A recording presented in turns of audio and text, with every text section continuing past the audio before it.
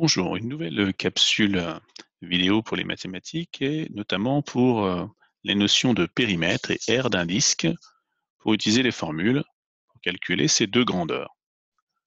Alors, je rappelle que périmètre et aire sont deux grandeurs différentes. D'ailleurs, elles ne s'expriment pas avec la même unité. Alors, quelques rappels d'abord sur cercle et disque.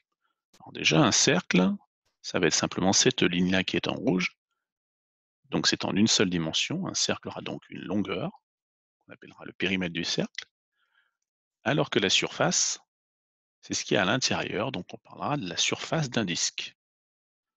Donc lorsqu'on calculera le périmètre, on parlera du périmètre d'un cercle ou du périmètre d'un disque, parce qu'effectivement, le disque a une surface, mais également un contour. Par contre, on ne dit pas l'aire d'un cercle, puisqu'un cercle, c'est simplement une ligne. Alors, dans les rappels sur les cercles, je vous rappelle qu'ici, nous avons un cercle de centre O, le diamètre IE, et donc OI et OE sont des rayons de ce cercle. Les rayons sont tous de même longueur, et le diamètre est égal à 2 fois le rayon. Alors, une des principales sources d'erreur lorsqu'on utilise les formules pour l'aire et les périmètres dans un disque, d'une façon générale lorsqu'on travaille avec des surfaces circulaires, c'est de confondre rayon avec diamètre, soit une vraie confusion, soit par inadvertance. Donc attention, les formules, est-ce que je dois utiliser le diamètre ou est-ce que je dois utiliser le rayon? Alors, pour le calcul du périmètre, les deux sont possibles. La formule du périmètre, c'est pi fois le diamètre, pi ou pi fois rayon fois 2. Effectivement, rayon fois 2 égale diamètre, donc les deux sont possibles. Donc prenons le cas ici, le diamètre est égal à 10 cm, donc nous aurons pi fois 10, cela nous donne 10 pi cm. De la même façon, si je fais pi fois rayon fois 2, j'arrive également à 10 pi cm. Si l'on me demande la valeur exacte du périmètre, je laisse en fait la valeur pi. Je rappelle que pi est un nombre, c'est un nombre non décimal, donc il n'a pas de fin.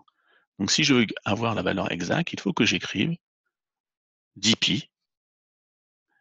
Et par contre, si on me demande la valeur approchée, eh bien, je vais simplement utiliser les règles pour donner les valeurs approchées. Par exemple, imaginons ici que ce soit au dixième de centimètre, eh bien, c'est environ 31,4 cm.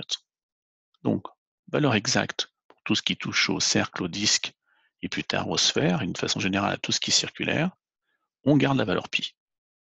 Valeur approchée, on utilise les règles que l'on connaît pour pouvoir donner la valeur au niveau de précision demandé. Pour ce qui est de l'aire du disque, vous voyez que dans la formule de l'aire du disque, on ne peut utiliser que le rayon. Alors, si c'est dans un exercice où on vous donnait que le diamètre, ça veut dire que dans un premier temps, il va falloir calculer le rayon étant égal au diamètre divisé par 2. Donc la formule, c'est pi fois le rayon au carré. Alors, rayon au carré, cette fonction carré veut dire multiplié par lui-même. Donc rayon au carré, ça veut dire rayon fois rayon. On appelle aussi ça puissance 2. Donc rayon au carré, c'est égal à rayon fois rayon. Si j'applique, ici le rayon est de 5 cm, donc attention, là vous voyez que c'est important de ne pas confondre avec le diamètre, sinon il va y avoir une grossière erreur. Nous allons obtenir pi fois 5 au carré, ce qui veut dire pi fois 5 fois 5, et 5 fois 5, cela fait 25. Donc la valeur exacte de la surface, puisque les longueurs sont en centimètres, le résultat sera en centimètres carrés, sera de 25 pi. Je veux la valeur exacte, je garde la valeur pi. Si je donne une valeur approchée au dixième de centimètre carré, vous voyez que là il y a une petite erreur, hein, c'est pas au dixième de centimètre, mais au dixième de centimètre carré. Nous allons la corriger.